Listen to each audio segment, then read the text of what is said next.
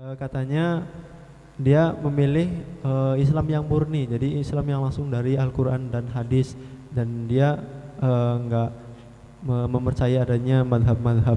Mohon penjelasannya, Bib. Baik, saya jawab dengan pertanyaan. Dia bisa baca Al-Quran dari mana? Dia bisa baca Quran nggak, temanmu? Bisa. Bisa. Nah, dia bisa belajar Al-Qurannya langsung dari lahir apa gimana? Kira-kira menurut jenengan? Belajar pasti, Bib. Belajar dari siapa? Dari gurunya. Manusia gurunya? Iya. Oh gitu. Terus gurunya itu bisa baca Al-Quran dari siapa itu?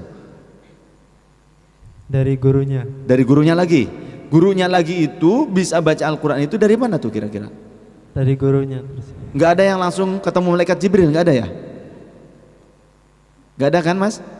Nggak ada, Bib. Kemudian nggak ada yang bisa baca Al-Quran dari lahir langsung jelek bisa baca Quran tanpa belajar ke orang lain? Tidak ada kan? Tidak ada. Jadi semuanya berurutan, betul? Betul. Betul? Jadi klaim dari Al-Quran dan Sunnah langsung murni itu mimpinya dia. Bilang sama dia, ketemu sama saya ya, ketemu sama saya biar diobati itu sakit tuh otaknya itu. Iya, sakit tuh otaknya.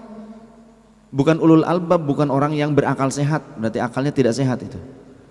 Orang yang bilang langsung dari Al-Quran, langsung dari hadis, tidak usah pakai ulama-ulamaan, tidak usah berwahadab lain sebagainya. Nah sekarang dia memahami wudhu, bisa wudhu itu dari siapa? Ya. Dia bisa wudhu apa langsung? Celing. Allah memberitahukan wudhu seperti ini caranya. Ada nggak di antara jenengan yang wudhu bisa langsung wudhu tanpa belajar kepada manusia, tanpa belajar kepada guru? Mending kalau ulama gurunya, kalau ternyata YouTube tetap niru, betul tidak? Meniru tidak? Plagiat kalau begitu.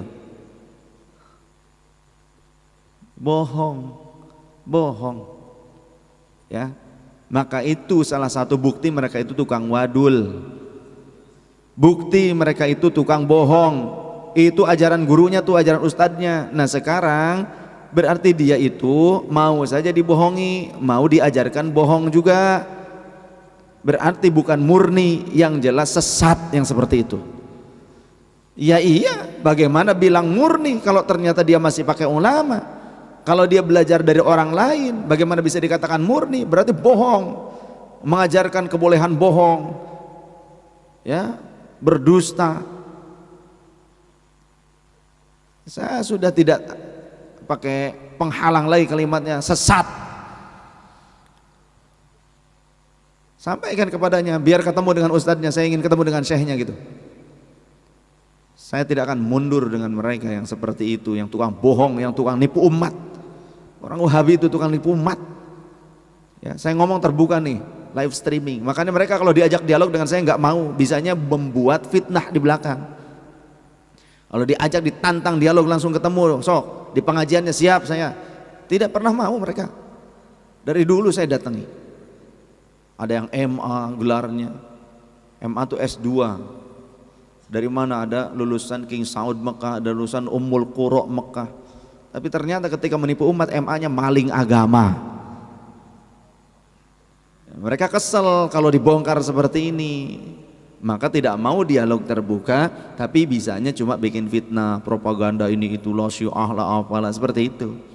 Sesatlah inilah itulah. Ayo kalau memang kamu menyatakan kita ini ahlus sunnah ini sesat, ayo dialog terbuka. Berani tidak? Tidak berani. Berarti Anda gitu yang sesat. Itu aja udah gampang ya, sampaikan seperti itu, nggak masalah buat saya ya. Terbuka saya nih, terbuka. Kalimat ini tidak pakai penghalang untuk saya. Live streaming internasional. Biar kalau saya ke Mekah ketemu sama orangnya, saya dialog di sana. Begitu. Kalau ke Madinah, saya dialog di Madinah. Sama mahasiswa Ummul Qura Mekah saya dialog. Yang tadinya mensyirik-syirikkan amaliyah Ahlus Sunnah wal Jamaah, sampai akhirnya terima kasih sudah disebutkan referensi, diberikan referensi hadis. Seperti itu. Buktikan saja, gak usah beropini gitu ya. Suruh ketemu dengan saya, kumpul, kapan bikin satu acara, dialog terbuka, bahas. Kitab hadisnya harus dibawa, kitab tafsirnya harus dibawa, seperti itu. Jadi orang yang menyatakan merasa paling murni, tidak usah bermadhab, tidak usah lain itu segalanya, ternyata juga guru-gurunya bermadhab juga Hambali. Kemudian pakai mencatut makalah dari imam madhab. Imam Asy-Syafi'i dicatut makalahnya, Imam Ahmad bin Hambal dicatut makalahnya, berarti mereka juga bermadhab.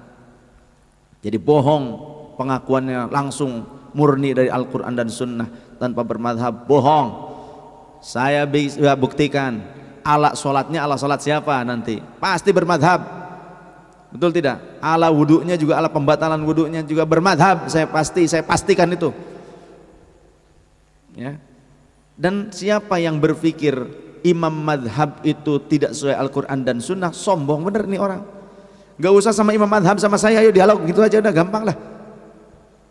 Ini dari dulu saya nantang, gak pernah ada yang mau. Sampai saya datang ke tempatnya, ke pengajiannya, gak pernah mau juga. Ketika saya ditantang untuk dialog di suatu masjid, saya datang bawa kitabnya, akhirnya gak jadi juga. Betul tidak? Banyak saksi ini. Kok nantang-nantang supaya tahu kebenarannya, supaya terbuka siapa yang dusta atas nama agama, siapa yang jujur menyampaikan agama, gitu saja. Kalau pembohong, kalau diajak dialog terbuka itu nanti ketahuan, maka mereka nggak mau untuk dialog terbuka. Kalau mereka bener, ayo mau harusnya, betul tidak? Terbukti mereka tidak mau karena mereka itu takut terbongkar kebohongannya. Itu jawabannya ya. Jadi orang yang menyatakan dirinya paling murni langsung dari Al-Quran dan Sunnah, pertanyaan yang simpel, dia belajar Al-Quran, pinter membaca Al-Quran saja bacanya, itu dari siapa? Kemudian mengerti Al-Quran itu dari siapa? Oh, dari Quran terjemah. Yang bikin terjemahan Quran siapa? Betul tidak? Nah, seperti itu. Bodoh orang yang ngaku dirinya itu paling murni dari Quran, dari Sunnah. Itu orang yang bodoh, mohon maaf. Jahlun murakkab, bodoh atau toloyo. Dia nggak ngakuin ulamanya, dia nggak ngakuin ustadznya. Nah, kita belajar Quran aja, belajar dari ulama kok, dari ustadz, dari guru ngaji. Betul ya? Nggak ada kan yang ketemu Jibril langsung dibacakan Al-Quran?